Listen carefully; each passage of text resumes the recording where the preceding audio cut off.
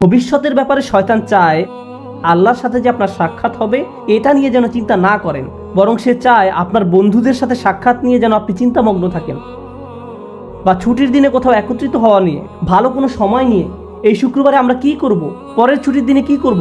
ভবিষ্যতের ব্যাপারে সে চায় নিকট ভবিষ্যৎ নিয়ে যেন চিন্তা করেন, আর দীর্ঘমেয়াদী ভবিষ্যতের কথা যেন ভুলে যান। অনেকের কাছে দীর্ঘমেয়াদী চিন্তাটা এরকম যে আমি তো দীর্ঘমেয়াদী চিন্তা করছি, আমি চিন্তা করছি কিভাবে একটি বাড়ির মালিক হওয়া যায়, অথবা চিন্তা করছি কোন শহরে বসতি করব, বা আমি ভবিষ্যৎ শিক্ষা নিয়ে চিন্তা করছি। কিন্তু আল্লাহ আসলে চান আপনি যেন আরো দীর্ঘমেয়াদী চিন্তা করেন। যখন আপনি তার সামনে গিয়ে দণ্ডায়মান হব তখন কি জবাব দেব, এভাবে যখন চিন্তা করবেন তখন আল্লাহর সাথে সাক্ষাৎ নিয়ে আপনার একটা পরিকল্পনা থাকবে। ঠিক যেমন তরুণরা ভার্সিটিতে ভর্তি হওয়ার পর তাদের একটা প্ল্যান থাকে 3 বা 4 বছরের মাঝে গ্রাজুয়েট হওয়া। এই প্ল্যান থাকার ফলে আপনি তখন অনেক সাবধানতার সাথে বিভিন্ন কোর্স নেবেন। এই সেমিস্টারে কোনটা কোনটা নেবেন, পরের সেমিস্টারে কোনটা কোনটা নেবেন, এখন আপনার কাছে কত ক্রেডিট আছে, কোন কোন কোর্সগুলো ঢিলে ঢালাভাবে করলেও হবে, এই সকল ব্যাপারে আপনার সুচিন্তিত একটি পরিকল্পনা থাকে। যদি পিছিয়ে পড়েন তাহলে অতিরিক্ত কাজ করে তা পুষিয়ে নিতে হবে। কিন্তু যদি আপনার কোনো লক্ষ্য না থাকে, যারা ভার্সিটিতে যায় কিন্তু কবে গ্র্যাজুয়েট হবে এই ব্যাপারে কোনো মাথা ব্যথা নেই, 10 বছর যাবৎ ভার্সিটিতে পড়ে আছে, তোমার মেজর কোন বিষয় আমি এখনো ভাবছি, তোমার চুল পেকে গেছে আর এখনো মেজর সাবজেক্ট নিয়ে চিন্তা করছো, এরকম উদ্দেশ্যহীন মানুষও রয়েছে। শয়তান মানুষের এমন উদ্দেশ্যহীন জীবনই পছন্দ করে। সে চায় আপনি যেন উদ্দেশ্যহীন জীবনযাপন করেন। আর যে লক্ষ্যটি আল্লাহ আমাদের সামনে ঠিক করে রেখেছেন তা হলো তার সাথে সাক্ষাৎ। যদি এই লক্ষ্যটি আপনার সামনে থাকে তাহলে জীবনে যে কোনো সিদ্ধান্ত নেওয়ার সময় আপনি চিন্তা করবেন, যখন আমি আল্লাহর সাথে সাক্ষাৎ করব, পরবর্তী সিদ্ধান্তটি নেওয়ার পূর্বে আমাকে আল্লাহর জিজ্ঞাসাকে, আল্লাহর সাক্ষাৎকে সবসময় বিবেচনায় রাখতে হবে। কিন্তু শয়তান যদি এই লক্ষ্যটি দূর করে দিতে পারে তাহলে আমার মাথায় এই চিন্তাটি আসেও না, আমরা তখন যা ইচ্ছা তাই করি। আল্লাহর চিন্তা আমাদের মাথা থেকে দূর হয়ে গেছে, কারণ শয়তান আপনার সামনে একটি আবরণ তৈরি করে দিয়েছে। ফলে আপনি আপনার সামনের অবশ্যম্ভাবী গন্তব্যের ব্যাপারে অন্ধ হয়ে পড়েছেন। শয়তান চায় আপনি যেন ভবিষ্যৎ নিয়ে উদ্বিগ্ন থাকেন, সার্বক্ষণিক উদ্বেগ যেন আপনাকে তাড়া করে ফিরে। আমার ছেলে কি করবে, সে কি অবাধ্য হয়ে পড়বে, আমার মেয়ে কি করবে, আমার স্বামী কি করবে, আমার স্ত্রী কি করবে। আপনি এভাবে অন্যদের নিয়ে সবসময় উদ্বিগ্ন থাকেন, তারা কি করবে, যেন তাদের দায়িত্ব আপনার উপর বা আপনি তাদের নিয়ন্ত্রণ করেন। আমরা নিজেদেরকে ভালোভাবে নিয়ন্ত্রণ করতে পারি না, অথচ মনে করি যেন আশপাশের সবকিছু আমরা নিয়ন্ত্রণ করতে পারবো, তাদের ভবিষ্যৎ কি হবে তাও নিয়ন্ত্রণ করতে পারবো। আপনি এমন অনেক মায়ের সন্ধান পাবেন দুশ্চিন্তা একেবারে মরে যাচ্ছেন যে আমার মেয়ের কেন বাচ্চা হচ্ছে না, তার কখন বাচ্চা হবে, সে তাকে ফোন করে এভাবে, আল্লাহ চায় তোমার জন্য একটি বাচ্চা হয়। আল্লাহ তার জন্য সন্তান চায় না, আপনি চাচ্ছেন। আমি জানি না আপনি আল্লাহর কাছ থেকে কোনো ইমেল পেয়েছেন কিনা যে তাকে এভাবে বলছেন। এভাবে চরম আকাঙ্ক্ষিত পার্থিব জিনিসটি আপনার অন্তরে সবসময় জায়গা দখল করে রাখে। ফলে ভবিষ্যতের চিন্তা বলতে শুধু এটাই বুঝেন, আমার অমুক জিনিসটি নেই, আমার তো এটা নেই, আমার এটার জন্য অপেক্ষা করছি, আমি জানি না কেন এটা পাচ্ছি না। জিনিসটি পাওয়ার জন্য এভাবে আপনি সম্পূর্ণ আচ্ছন্ন হয়ে পড়েন, পুরোপুরি ব্যাকুল হয়ে পড়েন। শয়তান চায় এভাবে সম্পূর্ণভাবে যেন আপনি আচ্ছন্ন হয়ে পড়েন। কারণ যদি এমনটা করেন, প্রথমত আল্লাহ আপনাকে যা দিয়েছেন তাতে সুখী থাকবেন না, দ্বিতীয়ত সহজেই ভুলে যাবেন যে যিনি সবকিছু নিয়ন্ত্রক তিনি হলেন আল্লাহ। আমি আসলে আমার সন্তানদের নিয়ন্ত্রণ করি না। একটি নির্দিষ্ট বয়সে পৌঁছানোর পর তারা যা কিছু করে তা তাদের এবং আল্লাহর মাঝে। সর্বোচ্চ আমি যা করতে পারি তা হলো উপদেশ দেয়া, তাদের সিদ্ধান্ত একান্তই তাদের। যদি আমাদের রাসূলুল্লাহ সাল্লাল্লাহু আলাইহি সাল্লাম তার নিজ কন্যা ফাতেমার দিকে ফিরে বলতে পারেন, হে মুহাম্মাদের মেয়ে ফাতিমা, আল্লাহকে ভয় করো, আমি তোমাকে আল্লাহ তাআলার পাকড়াও হতে রক্ষা করতে পারবো না, তোমাকে সাহায্য করার মতো কোনো সামর্থ্য আমার থাকবে না, তিনি এটাই তার নিজের মেয়েকে বলেছেন। তাহলে আমরা কিভাবে মনে করি যে আমরা অন্যদের নিয়ন্ত্রণ করতে পারবো?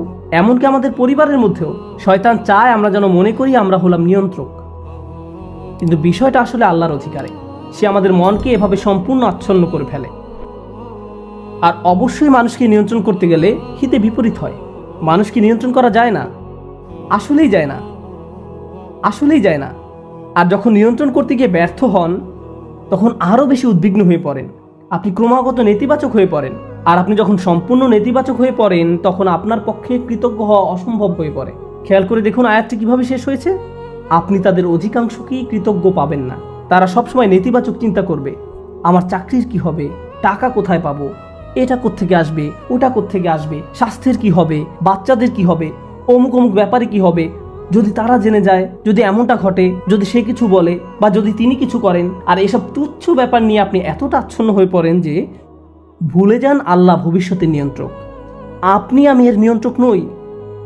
আমরা যে একটি ভালো দিন অতিক্রম করি এটা এই জন্য নয় যে আমরা খুব ভালোভাবে প্ল্যান করে দিনটি কাটিয়েছি, বা আমরা এটা অর্জন করেছি বা দিনটাকে নিয়ন্ত্রণ করে কাটিয়েছি, একমাত্র আল্লাহর কাছ থেকেই প্রশান্তি আসে। আমাদের শরীর যে সঠিকভাবে কাজ করছে এবং এখানে শুক্রবারে জুমার নামাজের জন্য যে এসে বসে আছি, আল্লাহ আমাদের এই শক্তি সামর্থ্য দিয়েছেন। আর আমরা এটা ভুলে যাই। আমরা মনে করি ভবিষ্যতের সব কিছু আমরা নিজেরাই সমাধান করে ফেলতে পারবো। শয়তান এই কাজটাই করে। সে আপনাকে এই ধারণা দিয়ে বিভ্রান্ত করে ফেলে যে ভবিষ্যৎ আমাদের নিয়ন্ত্রণে। শয়তানের আরও একটি বড় অস্ত্র হলো ভবিষ্যৎ সম্পর্কে আপনাকে হতাশ করে দেয়া। আর কোনো কিছুতেই কাজ হবে না, পূর্বের কোনো পরিকল্পনাই তো কাজে আসেনি, তুমি সব সময় ব্যর্থ হবে, তোমার কপালে শুধু ব্যর্থতাই আছে। এভাবে নিজের সম্পর্কে এত হতাশ এবং নেতিবাচক হয়ে পড়েন যে আপনি শুধু নিজের সম্পর্কে হতাশাজনক মনোভাব পোষণ করেন না, বরং এই হতাশা সংক্রামক হয়ে পড়ে। যেমন কেউ যদি পরীক্ষায় পাশ করে আসে, আপনি হয়তো তখন বলে বসেন, পাশ করলে কি হবে, চাকরি পাবে না, পারিবারিক ঐতিহ্য, কী বা করার আছে। এটা শয়তানের দুঃখবাদ বা হতাশার একটা অংশ। সে আপনার কাছ থেকে এটাই আশা করে। কারণ কেউ যদি সবসময় এভাবে দুঃখ এবং হতাশায় নিমজ্জিত থাকে, তাহলে কিভাবে সে আল্লাহর প্রতি আশা ধরে রাখবে? কোন অন্তর নিয়ে তারা আল্লাহর নিকট দোয়া করবে? যদি তারা ইতিমধ্যেই পরাজয় স্বীকার করে নেয়, তাহলে কোনো কিছুই আর কাজ করবে না। তখন আল্লাহর নিকট থেকে তাদের আর কোনো প্রত্যাশা থাকে না। আল্লাহর সাথে আমাদের সবচেয়ে গুরুত্বপূর্ণ সম্পর্ক হলো তার নিকট দোয়া করা, তার নিকট আশা করা। আর আপনি নিজেই কিনা এই সম্পর্কটা কেটে দিলেন, আশাহীন হয়ে গেলেন। শয়তানের সংজ্ঞাই হলো সে আশাহীন, হতাশ, আর সে চায় আপনিও তার মতো আশাহীন হয়ে পড়েন। এভাবে মানুষকে সে সম্মুখ ভাগ থেকে আক্রমণ করে। মানুষ জীবনে বিভিন্ন লক্ষ্যবানে ছুটে চলবে, এটাই স্বাভাবিক। আর এই ক্ষেত্রেও শয়তানও আমাদের বিভ্রান্ত করে ফেলে। এটাও তার সামনের দিক থেকে আক্রমণের কৌশলের অংশ। আমি সামনের দিক থেকে আক্রমণের বর্ণনা দিতে গিয়ে অনেক লম্বা করে ফেলছি। আজ যদি পেছনের দিক থেকে আক্রমণের কথা নাও বলতে পারি, সমস্যা নেই, আমি একটু সময় নিয়ে বিষয়গুলোর উপর আলোকপাত করতে চাই। তো মানুষের উদ্দেশ্যমুখী জীবনযাপন করার কথা। মানুষ আত্ম উন্নয়নের জন্য লক্ষ লক্ষ টাকা খরচ করে বিভিন্ন সেমিনারে অংশগ্রহণ করে, কারণ তারা অনুপ্রাণিত হতে চায়। এগুলো ভালো জিনিস, এগুলো আসলেই শক্তিশালী জিনিস। কিন্তু শয়তান কি চায় জানেন? আপনাদের একটি উদাহরণ দিচ্ছি। পর্বতারোহীদের দেখবেন তারা হুক নিয়ে উপরের দিকে ছুঁড়ে মারে। আপনি যদি আপনার হুক 20 ফিট উপরে নিক্ষেপ করেন, আপনি কেবল ততটুকু উপরেই পৌঁছতে পারবেন। আপনি যদি 30 ফিট উপরে হুক নিক্ষেপ করেন, তাহলে 30 ফিট উপরে পৌঁছতে পারবেন। শয়তান চায় আপনি যেন আপনার হুক খুবই অল্প দূরত্বে নিক্ষেপ করেন। সে চায় আপনি যেন আপনার হুক শুধুমাত্র টাকা কামানোর জন্যই নিক্ষেপ করেন। অমুক পরিমাণ টাকা অর্জন করতে পারলে আমার জীবন সফল। তখন আপনি সারাক্ষণ এই চিন্তায় মগ্ন থাকেন, মনে হয় যেন যদি এই লক্ষ্য অর্জন করতে পারেন তাহলে সব কিছু ঠিক হয়ে যাবে। একবার যদি এই লক্ষ্য অর্জন করতে পারি, তাহলে জীবনটা আশ্চর্য রকম সুন্দর হয়ে যাবে। আপনি যখন সেই লক্ষ্যের কাছাকাছি পৌঁছে যান বা উদ্দেশ্য অর্জন করে ফেলেন, আরও 30টা সমস্যা এসে হাজির হয়। শয়তান চায় আপনি যেন ছোট লক্ষ্যের পিছনে ছুটে জীবন অতিবাহিত করে ফেলেন, আর এই নিম্নতর উদ্দেশ্য অর্জনে এতটাই নিমজ্জিত থাকেন যে অন্য কিছু আর চোখেও পড়ে না।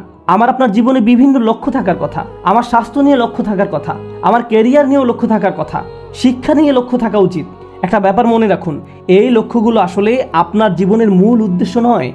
এগুলো আসলে বড় একটি গন্তব্যে পৌঁছার মাধ্যম মাত্র। আমরা যদি ভুলে যাই আমরা এই পৃথিবীতে এসেছি একটি সীমিত সময়ের জন্য, এখানে চাকরি পাওয়া আমাদের মূল উদ্দেশ্য নয়, টাকা কামাই করা আমাদের উদ্দেশ্য নয়, এই পৃথিবীতে বাড়ির মালিক হওয়া আমাদের উদ্দেশ্য নয়। কারণ একদিন আমরা এর সব কিছু ছেড়ে চলে যাব। এই দুনিয়াতে আমাদের উদ্দেশ্য হলো ভালো কিছু করা, আমাদের নিজেদের জন্য ভালো কিছু করা এবং এমন ভালো কিছু পেছনে রেখে যাওয়া যা আমাদের মৃত্যুর পরেও কাজে লাগবে। এই উদ্দেশ্যে আমাদের এই দুনিয়াতে রাখা হয়েছে। এই ব্যাপারটা যদি আপনার মাথায় থাকে, তাহলে আপনার শিক্ষা যদি আপনাকে ভালো কিছু করার দিকে নিয়ে যায়, আপনার বাড়ি যদি আপনাকে ভালো কিছু করতে সাহায্য করে, আপনার গাড়ি আপনাকে ভালো কিছু করার দিকে নিয়ে যায়, তাহলে এগুলোর একটি উদ্দেশ্য আছে। এগুলো নিজে উদ্দেশ্য নয়, কিন্তু শয়তান এগুলোকেই আপনার উদ্দেশ্য বানিয়ে ফেলতে চায়। ভাই, আমার লক্ষ্য হলো অমুক অমুক মডেলের গাড়ির মালিক হওয়া। আমি বুঝে গেছি এটাই আমার লক্ষ্য। এটা আসলে কোনো লক্ষ্য নয়, এটা একটা বস্তুগত জিনিস মাত্র। আর এই জিনিসটি শেষ হতে শুধু একটি অ্যাক্সিডেন্টই যথেষ্ট। যে বাড়িটি নিয়ে আপনি এত বেশি মগ্ন হয়ে আছেন, শুধু একটি ভূমিকম্প এটি ধ্বংস করে দেওয়ার জন্য যথেষ্ট। একবার আগুন লাগলেই শেষ। এই জিনিসগুলো আর এমন কি, এগুলো আসে আর যায়। দুআফাত তালিবু আল মাতলুব। শয়তান এভাবে আমাদের মনকে এসব তুচ্ছ বিষয়ে নিমজ্জিত করে রাখে। এর ফলে আমরা ভুলে যাই যে আল্লাহ আমাদেরকে বৃহত্তর উদ্দেশ্য নিয়ে সৃষ্টি করেছেন, কিন্তু সে আমাদের সামনের দিকে থেকে আক্রমণ করে ক্ষুদ্র বিষয়ে আচ্ছন্ন করে রাখে।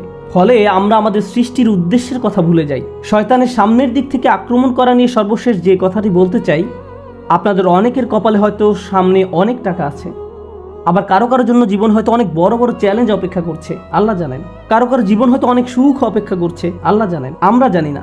কিন্তু একটা বিষয় আমরা সবাই জানি, সবারই সময় রয়েছে। কারো হয়তো কয়েক সেকেন্ড, কারো হয়তো কয়েক বছর, কারো হয়তো কয়েক দশক সময় হাতে আছে। কিন্তু একটা ব্যাপারে আমরা নিশ্চিত যে আমাদের সবারই হাতে সময় আছে। শয়তান যখন আপনাকে সম্মুখ ভাগ থেকে আক্রমণ করে, সে চায় আপনি যেন আপনার সময়কে কোনো মর্যাদা না দেন। সে চায় ভালো কাজ করার সময় আসলে আপনি যেন এভাবে ভাবেন যে আরে ভাই, আমার হাতে এখন অনেক সময় আছে, ভালো কাজ করার জন্য এত তাড়াহুড়ার কি আছে। কিন্তু যদি প্রবৃত্তির কোনো কামনা চরিতার্থ করতে হয় তাহলে সাথে সাথে করতে হবে। প্রতিবার নামাজের সময় আপনার সাথে ঠিক এমনটাই ঘটে। জোহরের সময় যখন আসে, মসজিদ থেকে আজানের শব্দ ভেসে আসে, আপনার ঘড়ির অ্যালার্ম বেজে ওঠে, মোবাইলের অ্যাপ থেকে আজানের শব্দ শোনা যায়, আপনি তখন কি করেন? পজ বাটন টাচ করেন, নিজেকে এভাবে বলেন মাত্র তো আজান দিল, নামাজের এখনো অনেক বাকি আছে। আর ভিডিও গেম খেলতে হলে এখনই, সিনেমা নাটক দেখতে হলে এখনই, কিন্তু নামাজ পড়তে হলে সময় বাকি আছে, এখনো অনেক সময় বাকি আছে। ভার্সিটিতে ক্লাসের ফাঁকে যদি আপনি কিছুটা সময় পেয়ে থাকেন, ব্যাগে কোরআন আছে, তখন ইচ্ছা করলে ব্যাগ খুলে কোরআন পড়তে পারেন। পরে, এখন না, আমি তো পড়বো কিন্তু এখন না। কিন্তু যে কোনো তুচ্ছ, অর্থহীন, বাজে কাজ ফেসবুক বা ইনস্টাগ্রামে স্ক্রল করতে করতে কখন যে 30-40 মিনিট পার করে দেন টেরই পান না। এমনকি ক্লাসের জন্য কখনো কখনো দেরি হয়ে যায়।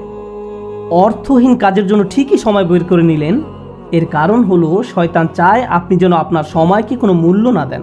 সে চায় আপনি যেন আপনার মূল্যবান সময়কে অর্থহীন কাজে ব্যয় করে নষ্ট করে ফেলেন। এভাবে আপনার সময় নষ্ট করার মাধ্যমে সে আপনার ভবিষ্যৎ ধ্বংস করে দেয়। তারপর যখন জীবনের একটা পর্যায়ে এসে পেছনে ফিরে দেখেন, তখন ভাবেন ভাই, আমি জীবনে কত সময় যে অযথা কাজে ব্যয় করে নষ্ট করেছি। এরপর জীবন নিয়ে হতাশ হয়ে পড়েন। এই খেলাটাই শয়তান আমাদের সাথে খেলে। এভাবে শয়তান বিভিন্ন কৌশলে সামনের দিক থেকে আমাদের আক্রমণ করে। আমি আল্লাহর কাছে দোয়া করছি, আল্লাহ যেন আমাদেরকে এইসব আক্রমণ থেকে সতর্ক থাকার তৌফিক দান করেন, এবং আল্লাহ আযজা ওয়া জাল্লা কখনো যেন আমাদের সেসব লোকদের অন্তর্ভুক্ত না করেন যারা বাস্তবতাকে তার প্রকৃত রূপে চিনতে ব্যর্থ হয়।